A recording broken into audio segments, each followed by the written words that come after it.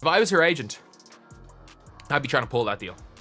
I'd be trying to pull that deal right now. Caitlin Clark is the hottest basketball player right now, but her contract is only a small portion of her value, and Nike hardly acknowledges her existence. They don't even have a signature shoe or much merchandise, as if they didn't notice who is ruling the court.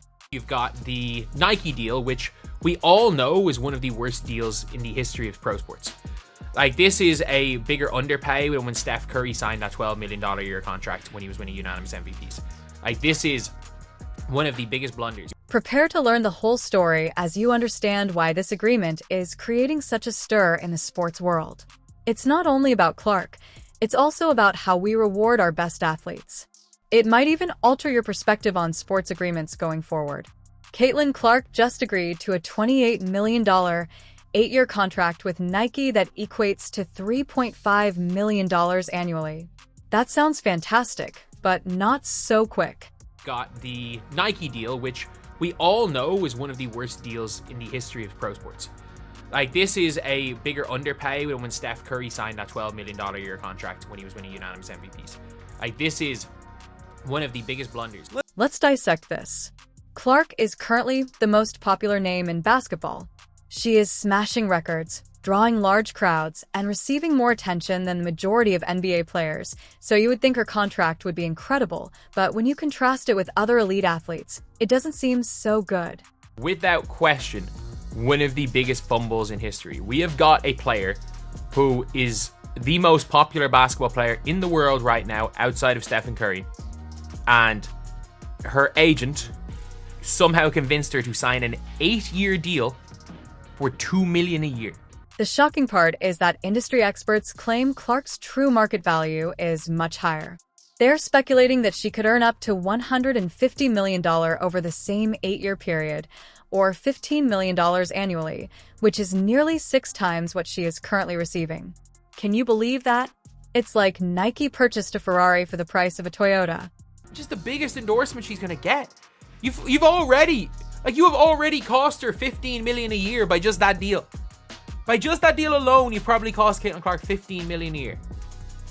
And it's not about setting a new market. It's realizing her worth from the get-go.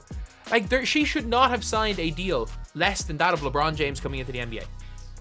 So why is this so important? By telling brands and sponsors that they can undercut even the biggest names in women's sports, this contract sets the standard for all female athletes who follow in her footsteps. It's like saying, yeah, you can be the best, but you'll still get paid way less than the guys. I think that she made one horrible call. The problem is that one horrible, horrible call will probably cost Caitlin Clark $100 million over the course of 8 years. Like, 8 years, $28 million for Caitlin Clark. Fair market value is 8 years, $150 million. And this is the true jerk. Sonny Vio, a legend in the sports marketing industry, is upset about this deal and claims that Clark should have received a piece of everything, similar to what Michael Jordan does with his 5% royalties on shoe sales. Now, you're probably wondering how this could have happened and how the agent who is supposed to be advocating for Clark's best interests could have ended up giving him such a raw deal. Trust me, what you're about to hear will blow your mind. Remember how I said that Clark's deal was worth $28 million? Well, that amount is going to look even worse. The agent's defense of his contract is so astounding that it will cause you to reevaluate everything you know about sports deals. And I'm here to tell you none other than Aaron Kane, a top premier agent in the WNBA. Aaron Kane has a long track record of getting deals done for the women in sport. Let's meet the individual responsible for this startling transaction. You might think that Caitlin Clark's agent is an amateur who recently entered the sports industry because they have experience working with elite WNBA players. However, you should reconsider. Is that she's an agent that does represent a lot of high-level WNBA players. The problem is, Caitlin Clark is not just a high-level WNBA player. Caitlin Clark is bigger than the entire league. The agent attempted to defend this deal when people began criticizing it. Can you believe that they claimed there were no comparable numbers for Clark? It seems as though they forgot that she is currently the biggest thing in basketball, with everyone watching her games, purchasing her jerseys, and talking about her constantly. How could there not be comparable numbers? Veterans of the profession are going crazy about this, claiming that any seasoned agent ought to have known better. As clients like Caitlin, she's one of one. Mm-hmm. And Absolutely. so it really is just about like setting the market. She also underlined that Clark is one of a kind, and it's difficult to dispute that she's redefining expectations and setting the market. However, if that's the case, it begs the crucial question of why her agent didn't work harder to secure a deal that accurately reflected her enormous value and distinctive influence. Problem is that you've set the market. You have set the market and undervalued her. But wait, it gets worse. You set the market with an 8-year deal. You convinced her to sign an 8-year deal with Nike, which is the biggest endorsement she's gonna get. You have already cost her $15 million a year by just that deal. Did you notice that Clark's agent locked her into this deal for 8 years? That's a long time in the fast-paced world of sports, and by the time this contract expires, Clark may already be past her prime. The real killer is that her popularity is skyrocketing right now. What if she becomes even more famous the following year? That won't matter because she's locked into this deal. That's the worst part about this. They have locked up Caitlin Clark for her prime. Like, Caitlin Clark is not going to be bigger in 8 years' time than she is right now. That's just reality. They locked up Caitlin Clark during the Mania and have done nothing. They have done nothing. At least other companies and other brands like Panini, with her signing, she still made millions of dollars. This error will cost Clark a lot of money and leverage. If she had a shorter contract, she could have renegotiated when her stock increased, just like LeBron did. However, she is now stuck with this unimpressive contract regardless of how much more popular she becomes or how many records she breaks. She should not have signed a deal less than that of LeBron James coming into the NBA per year. Maybe shorter term, because she had that hype. If you are a good agent, you would say, okay, yeah, LeBron, I think it was something like 8 years, 100 million, whatever, coming into the NBA. That was an underpay in hindsight. But it was what? Over 12, it was what? 11 million a year or something? 12 million a year, something like that. That's what it should have been. A good agent would have said, look, she has the same hype. Look at how many numbers she's drawing. Okay, if you don't want to offer this long term, you giving her 12 million for year one. 24 million for 2 years. And I think a good agent could have probably gotten that off somebody. Hold on to your seats because what Nike is doing, or rather not doing, is going to blow your mind. It's as if they signed one of the biggest sports stars and then chose to keep her hidden in the closet. I know you're thinking, okay, but at least Nike will make up for it by promoting her like crazy. Nike have completely messed it up as well with their marketing. We're talking about a Rookie of the Year shirt that appears to have been created in 5 minutes, so let's have a look at what Nike has truly done for Clark. Get ready for this. They published one t-shirt, and it's not even a decent one. No eye-catching images or memorable phrases, just a simple tee that makes it clear we didn't try. Seen what they produced for Rookie of the Year. We've seen what they produced for it. Like, they put out this. They put out this, like. You may be thinking that Nike is simply taking its time releasing merchandise for everyone, but that isn't the case at all. Take a look at what they're doing for other athletes, like Sabrina Ionescu. At contrast to Clark's treatment, she has her own logo, an entire product line, and prime shelf space at Nike stores. If they don't release any Caitlin Clark merch, she doesn't get the cut. That's the biggest problem. Any of these signed athletes, and that includes Sabrina Ionescu, that includes Aja Wilson, they all get a cut of their signature shoes. But hold on, it gets even stranger. It seems as though Nike is attempting to conceal Clark rather than showcase her, since they have the biggest thing in basketball, and they haven't even revealed plans for a Caitlin Clark signature shoe. At the same time, they're creating custom sneakers for players like Paige Buers. But yet, they'll release a Paige Beckers shoe. Paige Beckers is getting her shoe.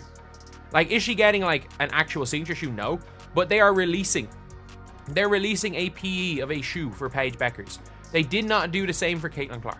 Why is Nike holding back, then? Some claim they are concerned about overhyping Clark, while others claim they are attempting to cut expenses. However, regardless of their motivation, consider all the potential lost. Fans can hardly find any Clark merchandise at all, even if Clark jerseys might be selling out right now, and signature shoes could be the greatest thing in footwear. It's as if Nike is addicted to profit. She was with Nike all through college. And this is the only Caitlin Clark merch they've released. Pathetic. Absolutely pathetic. And it's not just Nike that's losing out. Clark, too, is also suffering from a lack of marketing. Without cool merchandise and a strong brand, she's losing out on growing her fan base even more. It's as if Nike is limiting her popularity. The worst part is that experts say Nike's actions could cost them and Clark millions of dollars in potential revenue. We're talking serious money here, because Nike can't seem to figure out how to market one of the biggest athletes. Imagine having a deal where you are going to make hundreds of millions of dollars off a player, and you have got a player that you're going to make hundreds of millions of dollars on a deal where you are paying her 10% of what she's worth, and you're still not doing anything. We weren't kidding when we said that this could change everything. The fallout from Clark's deal is creating a commotion that is affecting people far beyond basketball fans, and that's where things get really interesting, because this isn't just about Caitlin Clark anymore. The entire situation is upending the entire world of women's sports marketing, and what happens next could change everything. Furious brands are rushing, and suddenly everyone's asking, is this the moment that finally forces a transformation in women's sports? Nike has not done one thing to promote her. We have not seen any commercials, we have not seen any ads, we have not seen any Caitlin Clark merchandise, and we for sure as hell have not seen any Caitlin Clark signature shoes. It is mind-blowing. This goes beyond Caitlin Clark anymore. Her contract is establishing a standard for all female athletes who follow in her footsteps. If the biggest name in women's basketball at the moment can get such a raw deal, what does that mean for everyone else? It's like telling all these incredible athletes that no matter how good they are, they will always be underappreciated. Who has Wemby, who, by the way, they signed Wemby for an over $100 million contract, which this is absolutely no shade to Wemby. I love Wemby. He is a up-and-coming superstar, and there was so much hype for him coming into the league. However, I will say that Caitlin Clark has created more buzz around the basketball landscape and has actually transformed and revived a league that was the WNBA, and she is getting paid a measly $28 million for 8 years as opposed to Wemby's 100. And let me tell you, people are not happy about it. Fans are taking to social media to criticize Nike and demand better for Clark and all female athletes. They are saying things like, how can you disrespect the face of women's basketball like this? We want Caitlin Clark more, and we want it now. This is where it gets really interesting, though, because other brands and leagues are watching the whole situation unfold and are beginning to react. Some are seeing this as an opportunity, thinking that if Nike doesn't step up, maybe we might see other companies stepping in to offer better deals and more marketing support to female athletes.